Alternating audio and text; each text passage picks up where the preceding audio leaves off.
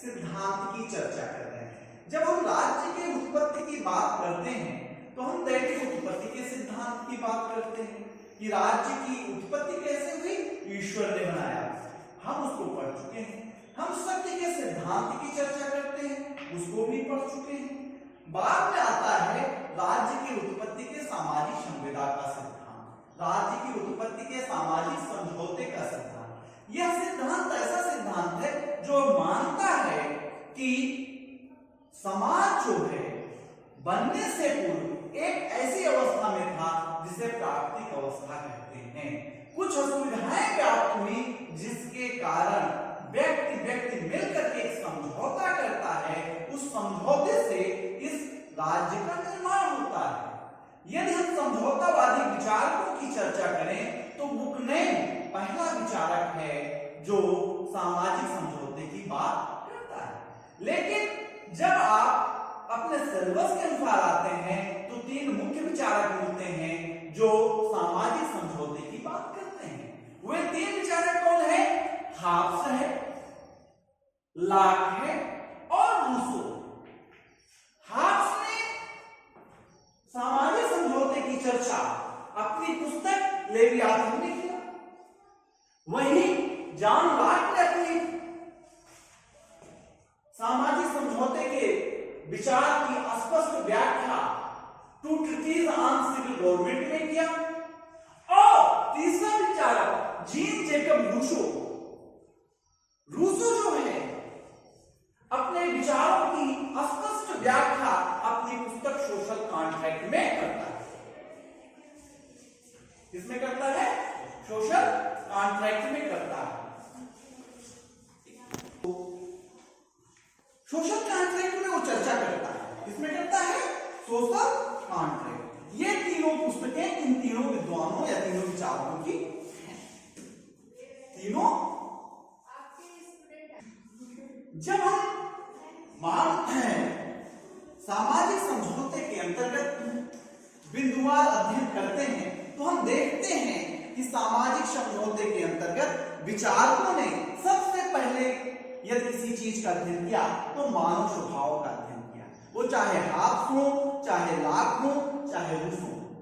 फिर उसके बाद प्राकृतिक अवस्था की चर्चा किया, फिर उसके बाद उन्होंने प्राकृतिक कानून की चर्चा किया, फिर उसके बाद प्राकृतिक अधिकारों की चर्चा किया, फिर उसके बाद समझौते के कारण की चर्चा किया और लास्ट में वो समझौता दिखाते हैं कि समझौता कैसे होगा।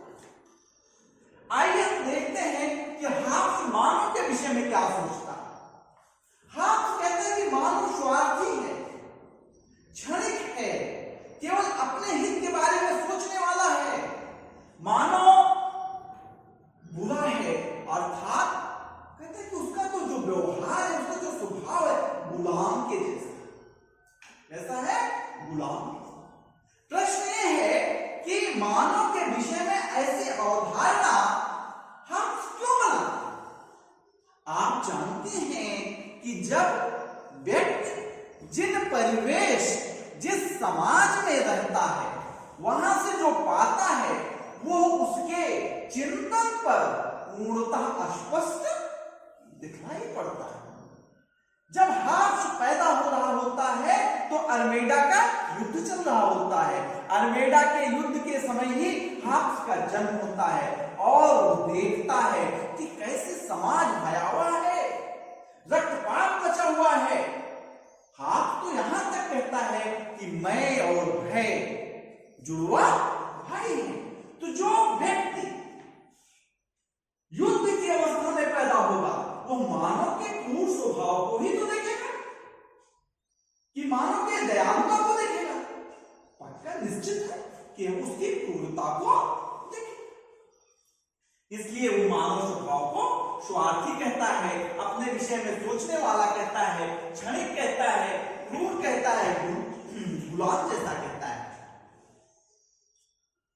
वही लाक आता है। लाक कहता है कि मानव का स्वभाव बहुत अच्छा है, प्यार करने वाला है, दयालु है, बहुत स्नेही है।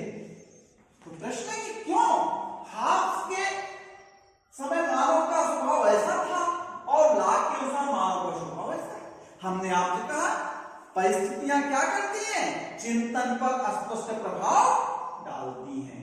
लाक जब पैदा हुआ, लाक ने देखा कि इंग्लैंड में रक्तहीन क्रांति हुई, गौरवपूर्ण क्रांति हुई, सत्ता का परिवर्तन कैसे हो गया, बिना किसी रक्तपात के। कहा कि मानव इतना अच्छा है कि वो सत्ता जैसी बड़ी चीज को छोड़ देता है और चला जाता है। उसने कहा कि मानव अच्छा है, मानव दयालु है, उसके अनुसार मानव धनात्मक गुण वाला है, उसके अनुसार परस्पर सहयोग रखने वाला है, सहिष्णु वाला है और स्नेहिल है। वही